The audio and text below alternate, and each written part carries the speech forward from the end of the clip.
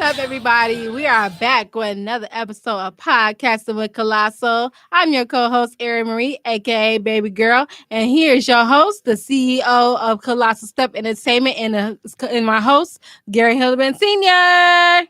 Yo, what up, everybody? This your boy Garrett, the host of That's with Colossal, and also the CEO of Colossal Stepping Entertainment. Man, we want to thank you all for viewing in again with us here on Thursday night. Man, we want to send our prayers out um, to those families who have lost loved ones over the weekend and over especially during the week. You never know when you find someone else who's going through whatever's going on, man. Good evening, Jay. We're looking at a topic um, that a lot of people don't really discuss. Um, and I don't. I said I just know. I would just know that they gave me the topic, so I decided to do it. Um, I was like, hey, it's a good topic. So, man, I'm gonna ask y'all the question. I'm gonna ask y'all a question. Um, uh, when did funerals become the annual gathering? When did funerals become the annual gathering? Uh, Reason why I asked that question is because now uh, we have a lot of people who, when they pass away, when they pass away, families don't really get together. They really don't get together unless there's a funeral. Mm-hmm. You find a lot of people who really don't celebrate life. They don't celebrate family. The only thing that they know that when they come together, man, they come together not during death, and it becomes and now now the funerals are now the new family reunion.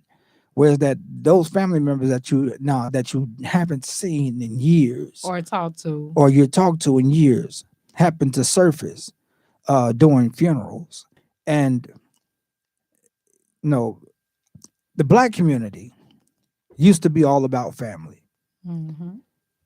They used to be all about family. It was whereas that everybody, you know, every holiday or or whatever came up, the family would get together and and they would enjoy each other's company. Um, but now it's getting to the point now where that um, certain family members don't talk to you, or if they do talk to you, it has to do with some drama that's going on within the family. Um, and you got to understand is that, man, that um, a lot of our family structure, a lot of our family structure came from when dad, no, when dad and Big Ma and all of them, and like Earl, you're right. It's when grandma and grandpa and when that everything was centered around family, and they taught family values and family morals, and believed in keeping the family together. But now we have this thing where we don't get together unless somebody passes away, and then then you come to find out, that there was division going on in the family, Mm-hmm. even during the time when Big Ma and and Dad and the Granny and Grandpa, when they were still alive. You found out that there was still division going on, but it wasn't as obvious as it is now. And everybody, everybody decided the family decided to go their own separate way. But let one person in that family pass away. Then all of a sudden, everybody comes together and they start talking about stuff that you didn't even know nothing about. And then you come to find out that these people who you thought were your family were actually holding a grudge against you for something you knew nothing about, which really had nothing to do with you. It had something to do with your parent uh, or your or uncle or man, there's some. Hey, Michi, yeah, you should have been here for this one, man. This is a good topic, man. We got a part two coming up, so man, you got to be present. Uh, right now, we have families who can't stand each other. Hmm. When I say they can't stand each other, man, they're constantly battling with each other. Constantly battling with each other. They don't want anything to do with the other. And we sit there trying to figure out why and how did it come down to this. But it come to find out that a lot of times it has nothing to do with you. It has something to do with your parent, and the parent not getting along with their sibling, or a cousin not getting along with another cousin, and or you being an older cousin and you having younger cousins, and those cousins who are younger than you, they don't really want anything to do with you because of they consider you part of the older generation. And then, but when you come to the funeral, then all of a sudden everybody wants to play close, The fakeness is real. and you can't deny what's going on because um, people have become fake and phony at family reunions. They act like they miss you. They act like uh, they're so happy to see you. That even comes down to like even like law enforcement that word gone too. They come to that person's funeral and then try to smile in your face and hug you. But when did funerals become the new family reunion? And for some strange reason, no, now it's becoming the Common. norm. It's becoming the norm now because uh, we've had some funerals at my church, and people are no, and it's like, and you thought things were peaceful at the funeral until you get to the grave, and then a fight breaks out among family.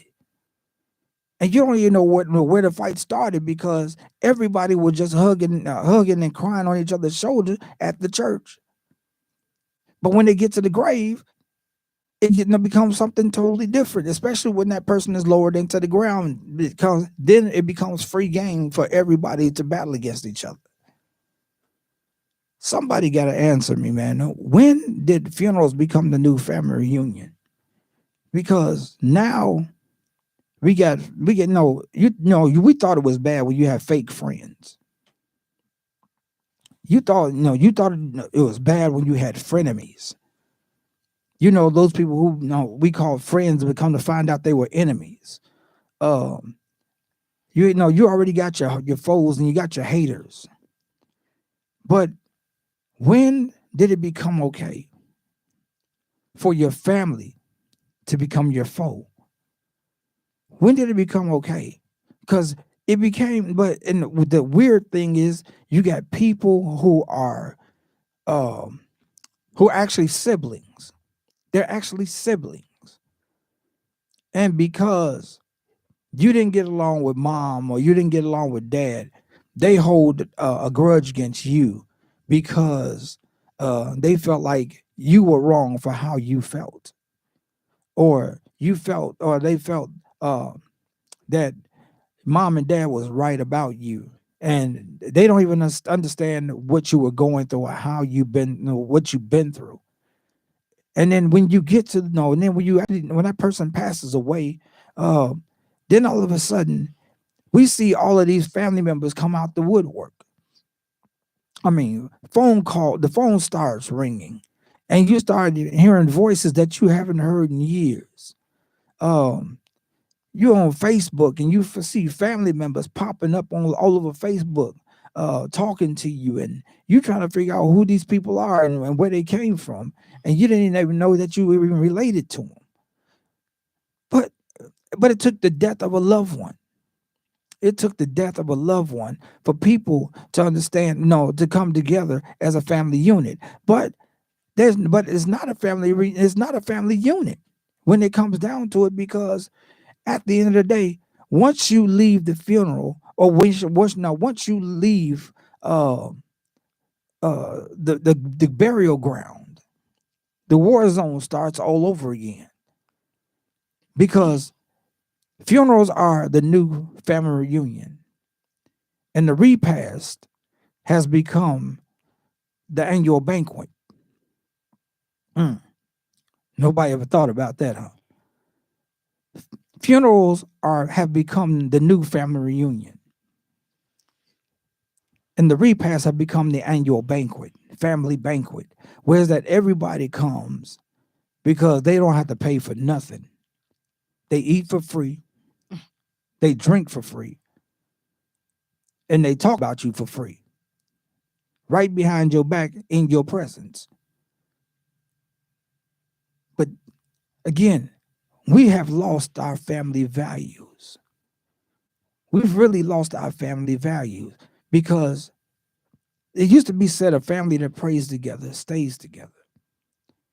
Now, it seems that a family that prays together, P-R-E-Y-S, P-R-E-Y-S, are praying on each other, not praying together, P-R-A-Y-I-N-G.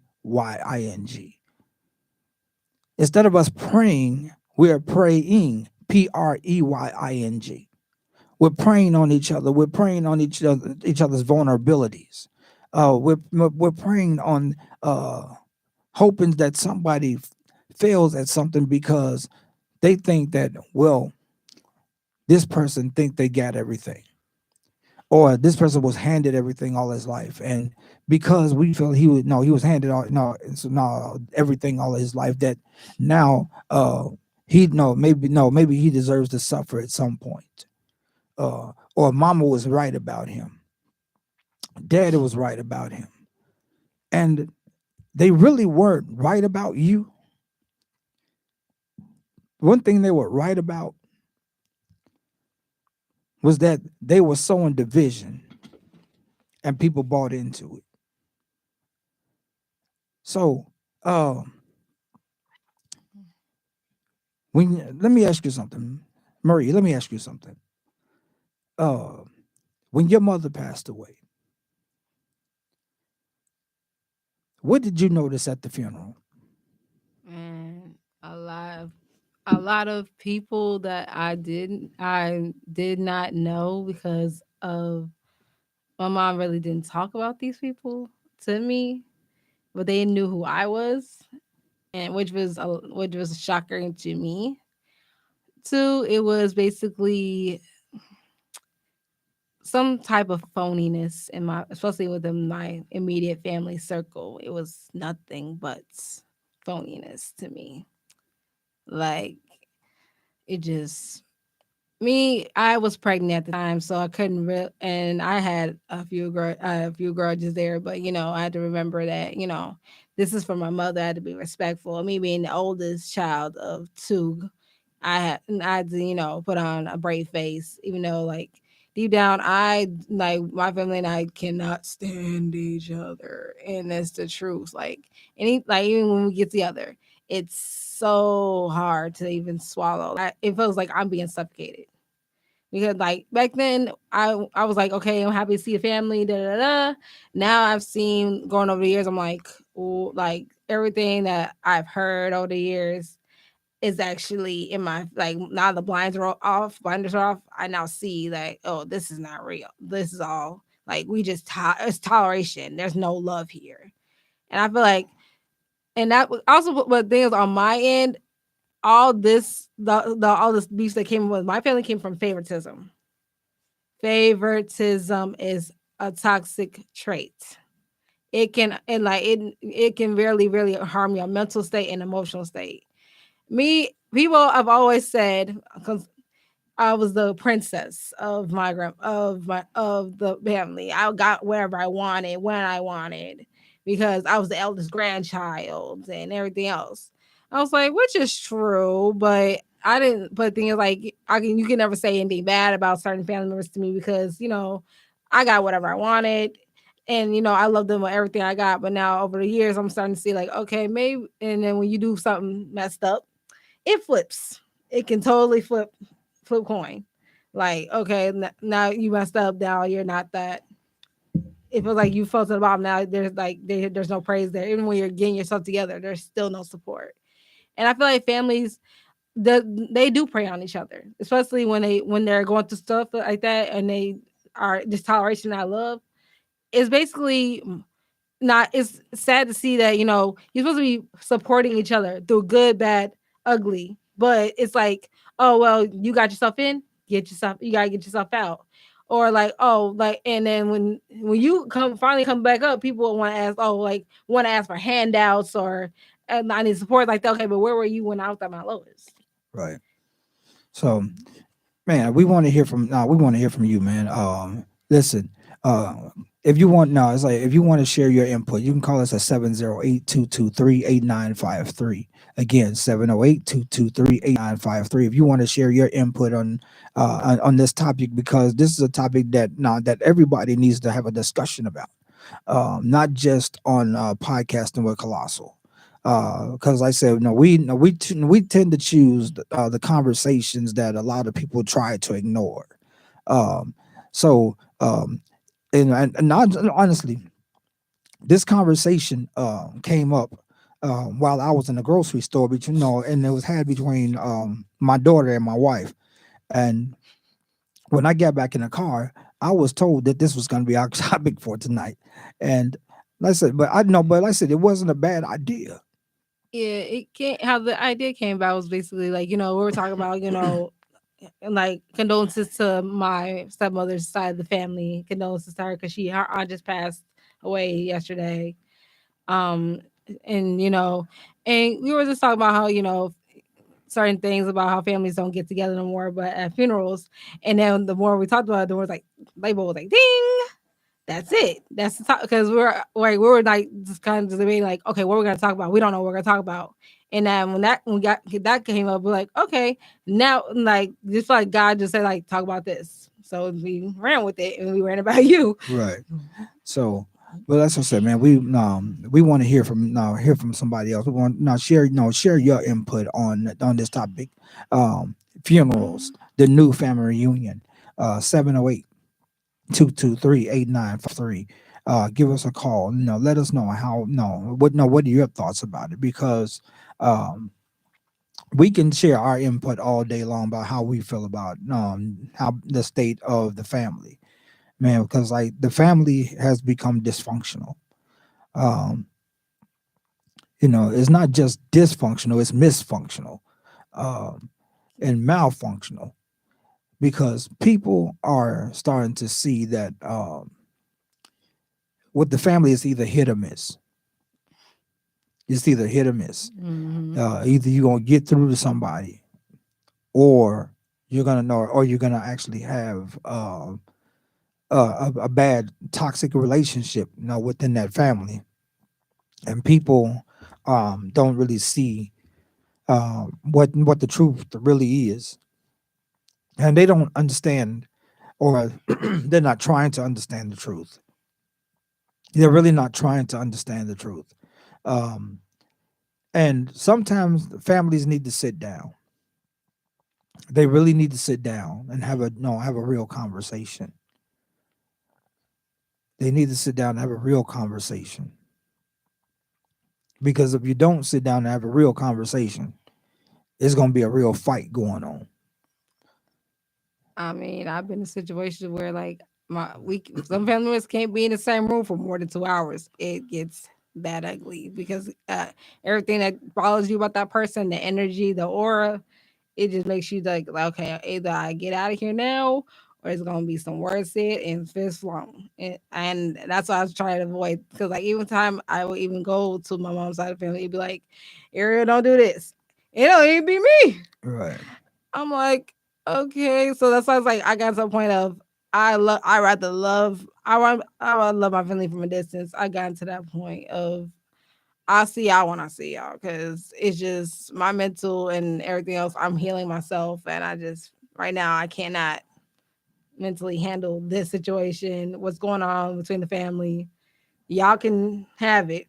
right now, I just like I have support where it needs to be. So Right. that's where I'm at in my life Right. right now. But we want to hear from somebody else on on your thoughts on this topic. Call us at 708-223-8953. We want to hear from you. Share your input. Share how you feel about the state of this family malfunction that's going on. Whereas that the funerals have become the new family reunion, and the repast has become the new family banquet. Whereas that everybody comes and eats for free. Mm-hmm. They come and drink for free, and then they talk about you behind your back, in your face, For free. for free. And instead of actually talking out whatever they feel was wrong, if they feel that you've wronged them, they don't tend to really talk to you. They really don't talk to you. They talk to somebody. Um, they talk to somebody, and they bring it up, saying that I don't deal with this person because of this situation. And then you come to hear it back, you hear about it on the back end. And you're wondering, how did they get to that conclusion when you knew nothing about it? Uh, like I said, man, Jay, that's good, man. Like I said, you being the youngest of eight, and having a lot of relatives like you barely know, you learn there's some unresolved conflict in the family, things that you knew nothing about. That's good. So Jay, do me a favor. You call 708-223-8953, man. We want to hear your side on how you feel about this thing, because everybody thinks that is not a real topic. And then you got young people fighting at the funerals, or you got some older folks fighting at the funerals. We even had a shooting that took place at a funeral. And people don't understand is that there's some real malfunction going on within this family. There's some serious dysfunctions going on that um, if you don't get along with a certain family member, the one side of the family decides that they're going to fight the other side of the family, and they don't wait. They don't wait until after everything is over with. They handle it at the funeral or at the gravesite. And then then some even start shooting at the church because they didn't agree with how certain family members handled their loved one's funeral. But instead of talking about it on the back end, they decided they wanted to start fighting at the funeral instead of talking things out. And come to find out they're holding a grudge about something you really knew nothing about. Everybody has some issues with each other. I don't care who it is. I don't care what walk of life you Trust come me, I from. like how my mama's funeral was handled, but So and my thing is, everybody has an issue. Everybody has an issue. when you ask some people for help, they don't say nothing. So they can't get mad if they don't offer or even speak. They can't get mad if things are done. You had a chance to say something. Right. So you got to understand is that, man, everybody has an issue. But a lot of times, as Earl said earlier in that conversation, Big Mama is gone. Mm-hmm. Big Daddy is gone. That family structure is gone. That family talk is gone. Nobody wants to talk to each other. Nobody wants to even be involved with each other. They don't even want to be involved with you because you may be the one with the rational mindset. You may be the one with the rational mindset, but they don't want to discuss things rationally because they want to handle things dramatically. I'm gonna say that one more thing. I'm gonna say that one more time. You may have been the one thinking rationally about how to bring the family back together. But because somebody else didn't come up with the idea of how to bring the family back together, no, they want to handle it dramatically, which, and why I said dramatically, they want to fight. They don't want to talk. They want to argue and they want to fight. And it's not so much that they want to fight you. They want to fight because you're related to somebody that created an issue that you knew nothing about, but because you were associated with that person, being that child, being a sibling or being the child of the person who passed away, and they had an ought against that person, they decided that, okay, we're gonna make sure that we make our beef known at the funeral. They don't want to talk. They don't want to communicate. They just want to say, this is what we're gonna do and this is how we're gonna handle it. And then when you handle it wrong,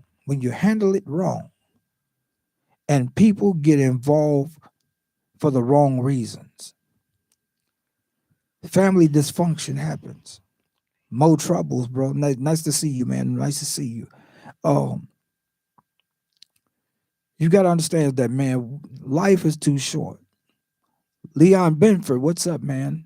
I hope everything's going well with you and public announcement, man. I hope all is well with you all.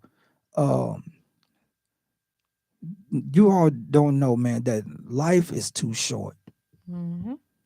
Life is much too short to hold on to some BS in the family because someone you don't something they didn't agree with, something that you knew nothing about, and they wanted to basically take their animosity out on you because you may be related somehow to the person that they have the issue with, but that person is no longer around to discuss the issue, so they want to take it out on you and make you feel like you're the cause of the problem. We have to get back to having family discussions. Man, we need to get back to talking about what's going on, how things are going. How can we rectify this animosity between family? Because if you don't rectify what the animosity is about, you're going to find yourself in a bad situation. Funerals are the worst time to deal with issues of the family.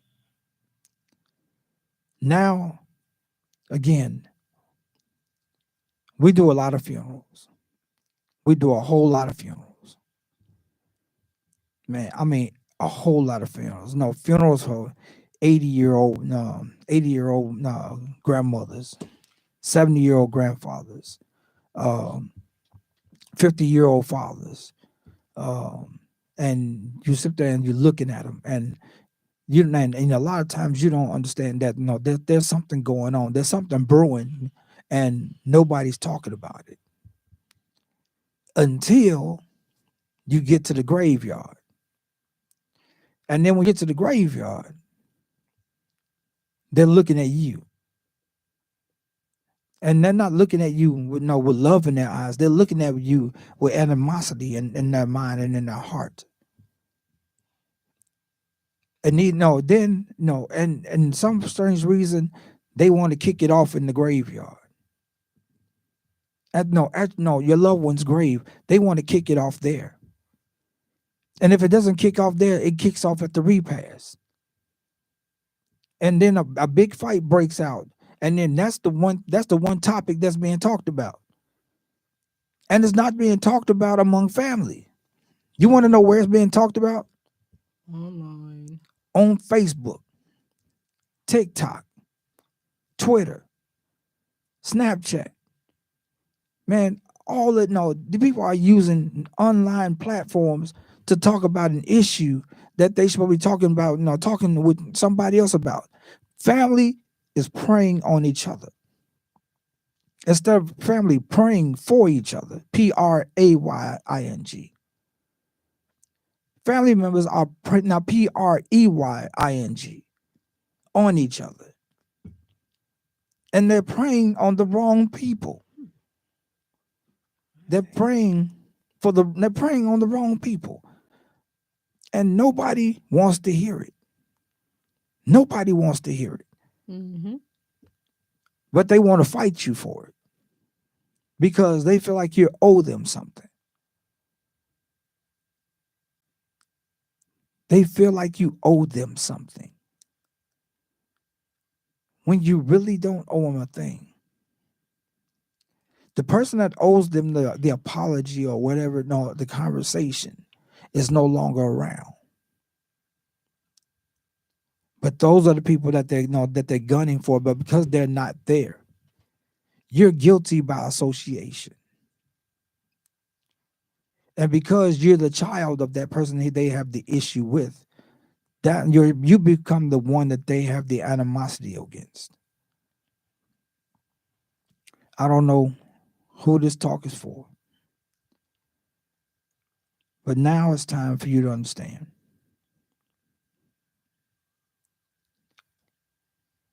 If the family unit doesn't want to come together, stop trying to force it. You can't force something to come together that's really not going to come back together. Again, Big Mama is gone. Big Daddy is gone. The great aunts and great uncles are gone. Those ones that believe family, those ones who believed in the family structure, those who took time to discipline you when you were younger, to make sure that you made the right decisions, that made sure you said the right things and how you went about doing it. Those were the ones who were still around. But have you noticed that now that those people aren't around, and you were taught when you were coming up how to be that person, we've now become those people. But just because we've become those people, we have let a lot of stuff go. We've let a lot of stuff go. We don't talk about it. We laugh at it, man. I don't care. Let them do what they're gonna do. They're gonna be fools and this, that, and the other. But when it comes down to it, man, we're the ones that got to get down to the bottom of it. We've got to get to the bottom of it, because if we don't, we're gonna have family members. Younger family members, not knowing who their family is. They're not going to know where their family where the family bloodline runs. They're not going to know if they're siblings. They're not going to know if they're cousins. They're just going to walk around and they're going to bump into that person by chance and not even realize that they're related, because we still have family members who all have different last names. But even if they have the different last names, they're still your blood cousin or your blood relative some way or another. And then they have children. And those children are being deprived an opportunity to know who their family members are. We deprive them of learning about family. We deprive them. It's nobody else's fault. We deprive them of the opportunity to know that they have family members who are out here. We're to blame for it, because if we allow those young children to walk around and not know who their family members are, because we allow ignorance to continue to run rampant in the family, You know whose fault that is? That's our fault.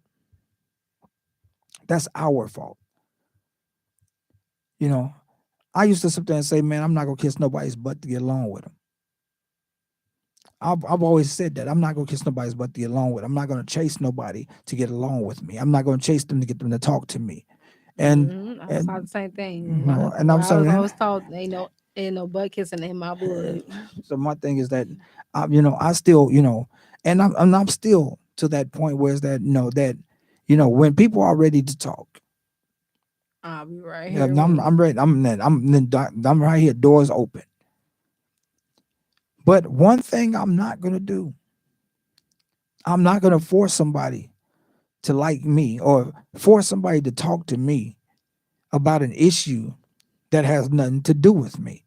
But and to come to find out that there are issues bigger going on than what I know.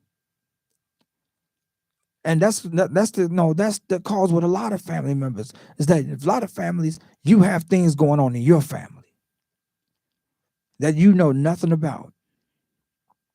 And people and their families are looking at you like you're the enemy. And it really is not, it really doesn't have anything to do with you. They're blaming you because you're affiliated with that person. You're associated with that person. So they blame you. They feel as though you should have been able to handle whatever that person, no, or handle that person before that person passed away to make things better. But you can't change the way a person thinks or the way a person feels. You can't force a person to do something that they don't want to do. But, we can sit there and talk Bible because God ordained the family unit. We can talk about the Bible and how God plays into the family. But let's have a real conversation. Let's have a real conversation. When did it become okay for family members to hold grudges against other family members about something they knew nothing about? When did that become okay? When did it become okay for brothers and sisters, to become public enemy number one to each other? When did it become okay for first cousins to be divided from each other because of a bigger issue that went on in the family? Somebody has to make this make sense, because I'm 52 years, about to be 52 years old. And I'm to the point and state of mind now that I'm not going to force somebody to talk to me about something they don't want to talk about. Because whatever the issue is bigger than me. Whatever the issue is much bigger than me. Whatever the issue is much bigger than you. But because they can't get a hold of the person or the people who started the whole mess,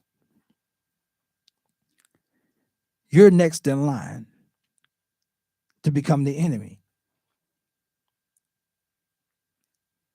You cannot allow people to treat you like you're the enemy when we're all family. Family has to learn to stand together. You got to learn how to talk to your family. You got to learn how to pray with your family. You made good points, sis. It's tomorrow. My sister tomorrow. She said for some people, it's only time they can apologize or say what they need to say because they were scared to say it when the person was alive, and which is true.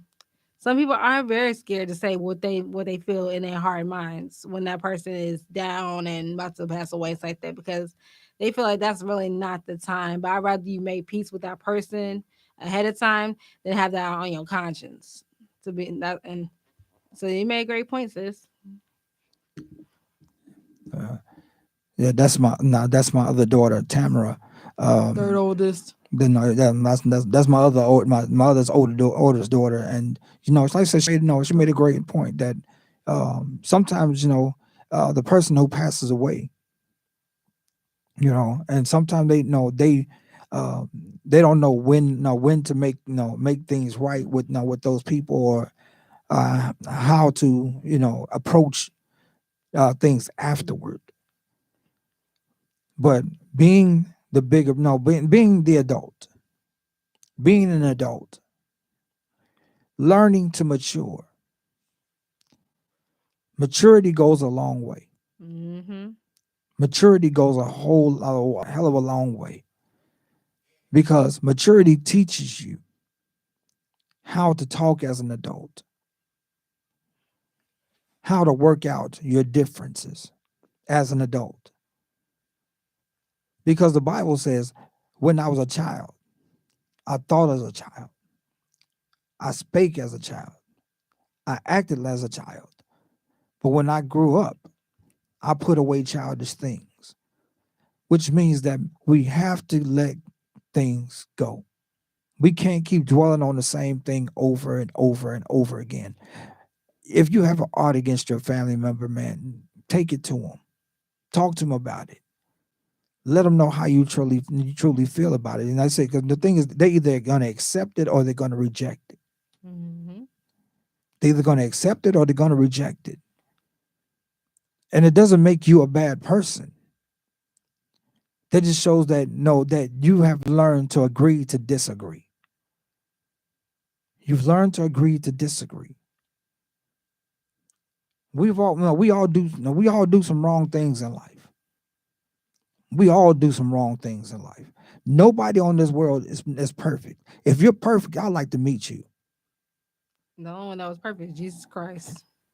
Because if you're perfect, I want to meet you, because I want to see how you maintained a perfect lifestyle and got away and got through it. Because we all have made some mistakes in this life.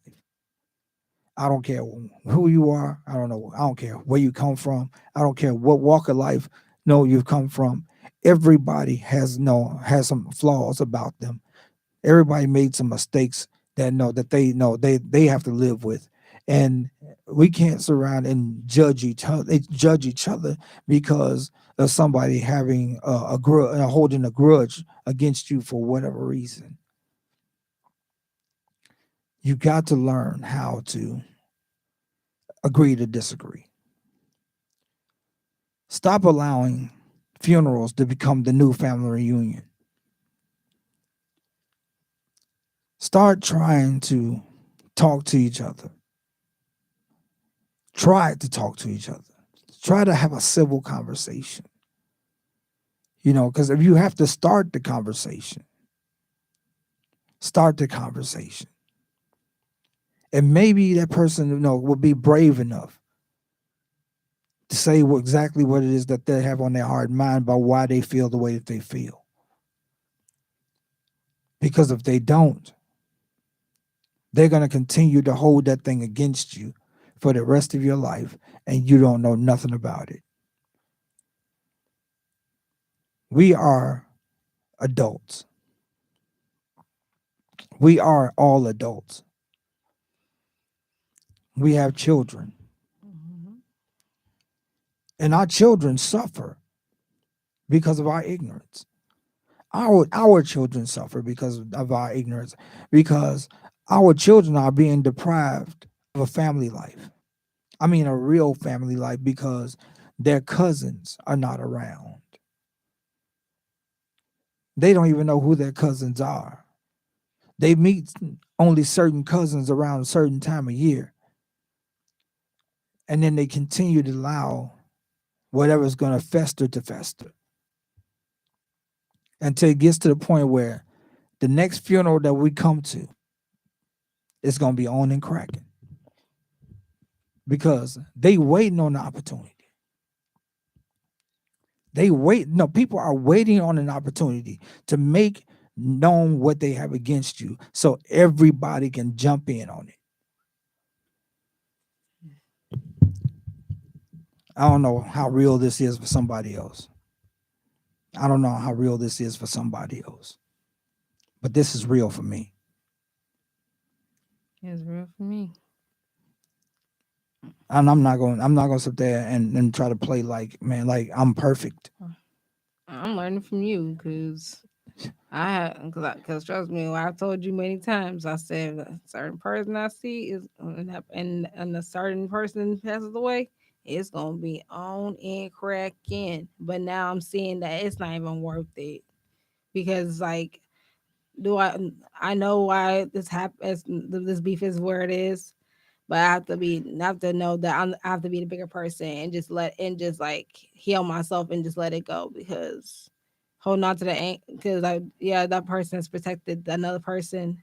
It's like that, but you know what? It's time. It's time to let it go. It's yeah, my heart it will still be in that place, but but I have kids and I can't risk my what I got going on because of a grudge. That grudge has held me down for years, and you know what? I'm just gonna say, look, I'm just gonna forget. I'm just gonna forgive and forget and try to forget. Try to forget, but that's the part I'm still healing from. But yeah, like I said, if you got beef with people at the funerals like that, don't let it go. It's because like when you see the person laying there like that, that should open your eyes. That really, especially if they die young, that life is too short to even dwell on BS. Like for what? Like for what? You mad over something that said on social media. Okay, there's a time and a place. Plus, if you do got a spat with somebody, there's a time and a place to handle all that. As adults, yeah, as he said, we should be able to come together and talk it out. But if you feel like and if you're not mentally strong enough or emotionally strong enough, or feel like you're not mature enough to handle it, then okay, that's on you. But other than that, a funeral should not be brought to a funeral, and family should not be coming together for a funeral. And then because when the funeral's over, guess what? Y'all back to square one. Y'all will never hear from each other again. Yeah. So, Anthony Singletary, what's up, bro? Um, so let me ask you all a question. Let me ask you all a serious question. Um, if your loved one was to die, if your loved one was to die,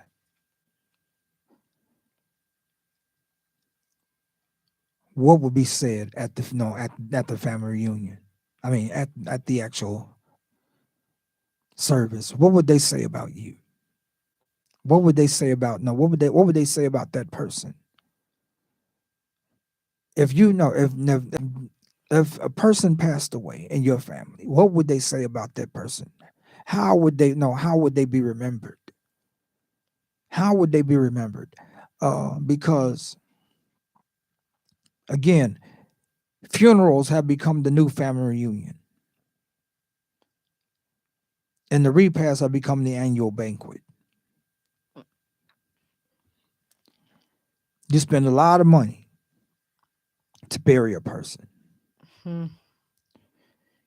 You spend a lot of money to rent a church or have their services at a funeral home or wherever you hold the person's service, homegoing services. You rent out a space because you want it to be nice for everybody to to be able to sit down, eat, drink, and enjoy each other's company. But you find out later when you get to the repast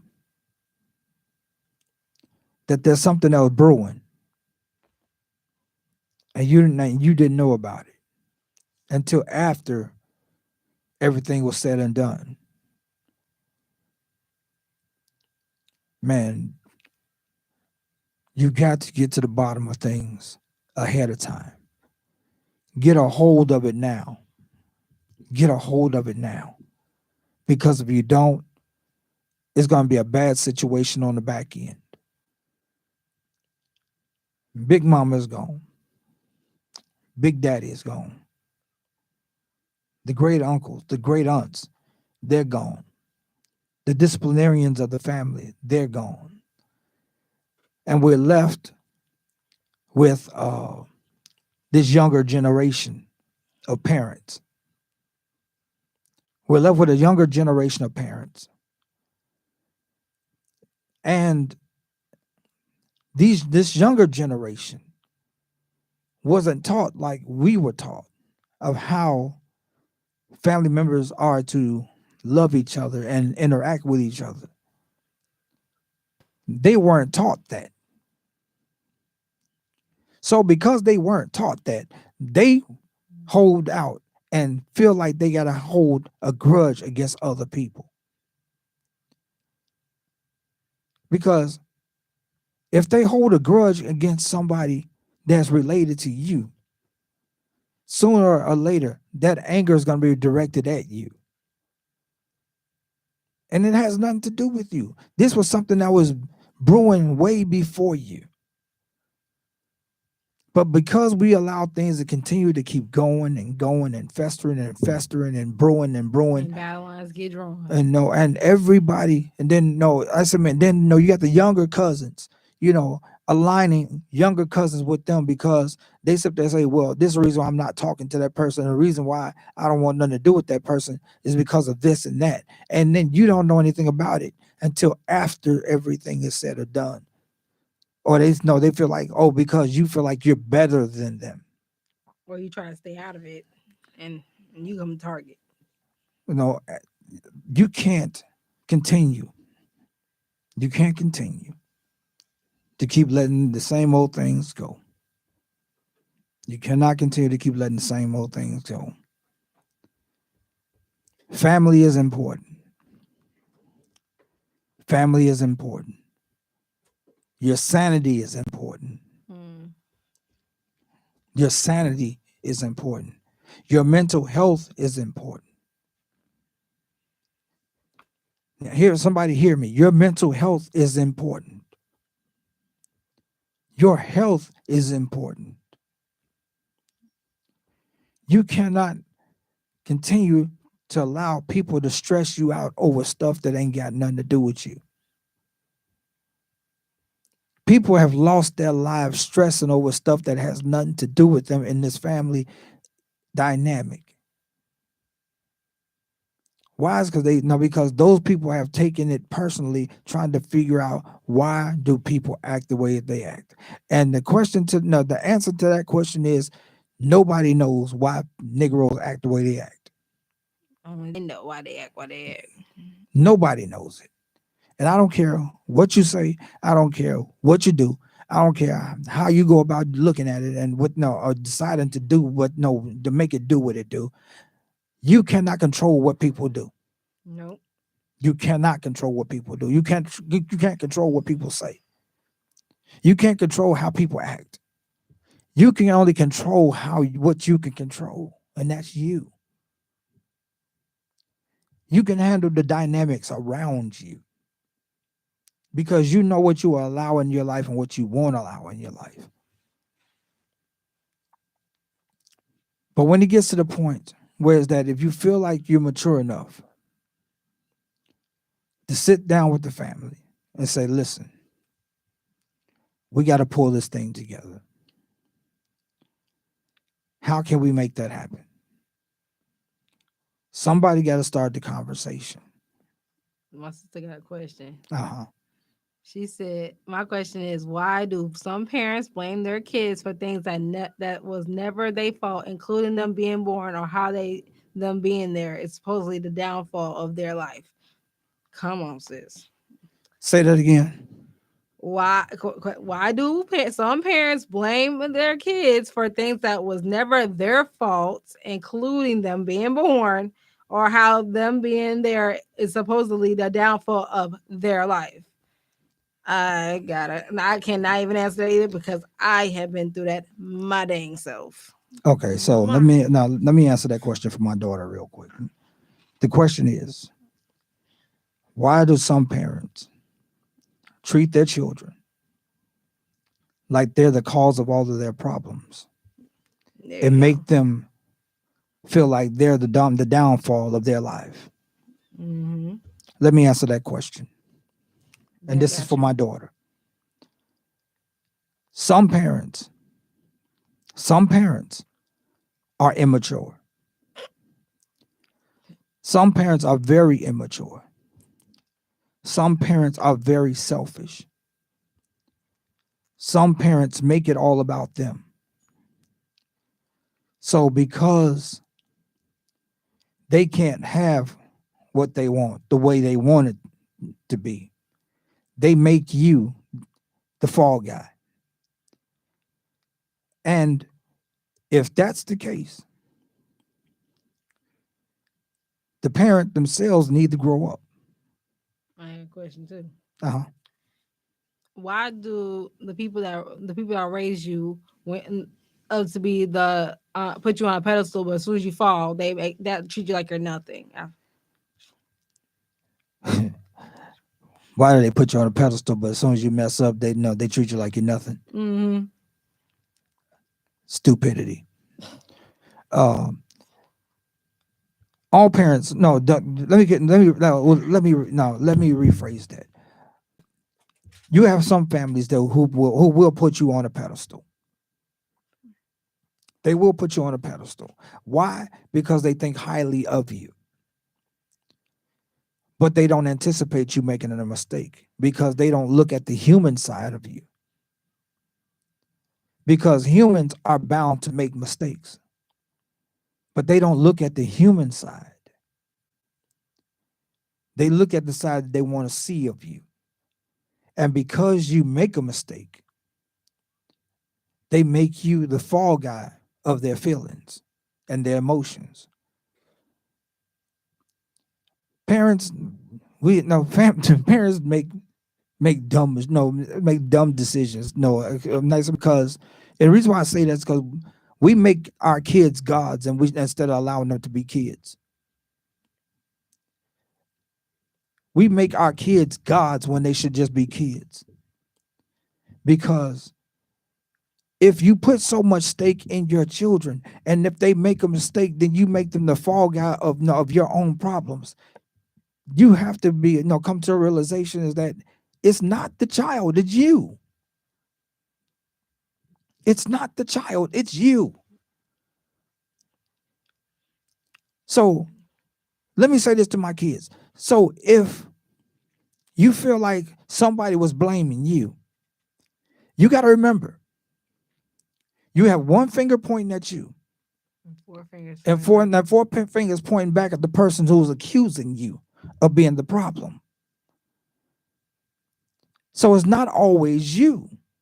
You're human, you're bound to make mistakes. It's all in how you rebound from the mistake. Yeah, but it's like when you make the mistake, they take the love they say they have for you away. Well, they don't know. The thing is that the love was conditional. They love you as long as you're doing exactly what they want you to do. That's not real love.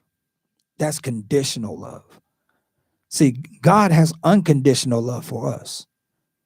So if God has unconditional love for us, well, then that means that we have to have unconditional love for our children.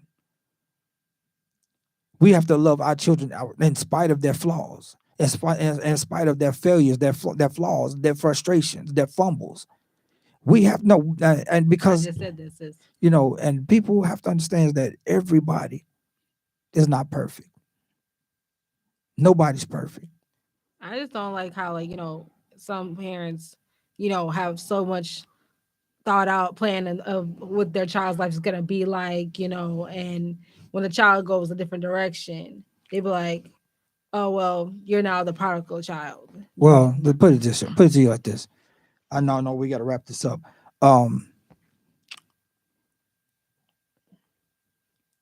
All parents We have a no. We no. Yeah, we do have a plan for how our children's lives should turn out. We have a plan as to how and we know and we anticipate our children's lives turning out a certain way. What we don't plan for is our children failing at certain things, because we want better for our children. True. But if we don't look at the human side of our failures as a parent, we place our failures on our kids and look down at them like it's their fault that we're failing. Because if the kid is failing, that means we're failing. But that's not the case. Okay, because I've always felt like that as a mom. Like, if I failed as a parent, I failed. If and I feel they're not raised the way I want them to be or anything, I feel like I failed them as a parent. But no, it's not always. That's like I did my best, but that's not the case either. But the thing is that you got to understand is that as a parent, it's unconditional love. Period. But we can't place our failures on our children and make them feel like they're failing, because we have to continue to keep our children encouraged. That's the thought that I want to leave for my kids. Be encouraged, regardless of what goes on. I don't care if you failed at some things. I failed at some things as a parent. But I want you to succeed. And one thing I always tell, don't be like me, be better than me. Strive to be better. Strive to be the best. But we have to sign off here from Colassal. And I just want to leave this thought with everybody. Love each other in spite of everything that's going on. If you have to cry, cry. If you have to mourn, mourn. But you got to shake the dust off your feet. You got to knock the dust off. Pick yourself up and move yourself along. Because life is nothing but a vapor. Here 1 minute and gone the next, which is the story of life. If you have an ought against someone in your family, man, let it go. Let it go. Because life is much too short to hold on. And don't place your failures on your children. Don't place your failures on your children. Because only thing you're doing is placing more pressure on your children than they need in their lives. Because they'll never be what you want them to be if you place that much pressure on them. Allow your children to be themselves. And allow them to make some mistakes in life. But show them how to rebound from their failures to become better people. And they can become leaders and better family members and better parents. Because our children can be all we want them to be if we allow them to. And that's from one parent to my children. Don't be like me. Be better than me. And make a world of difference. Because whatever you do can change the world, whether you believe it or not. You can change the world, regardless of what age you are. You can change the world. And the spotlight will be on you, regardless if you want it to be on you or not. But from Colassal, man, hey, man, we love you with the love of God. And there's nothing that you can do about it. So until next week, we're signing off here from Podcastin with Colassal. And we'll holler at you all next week. Peace.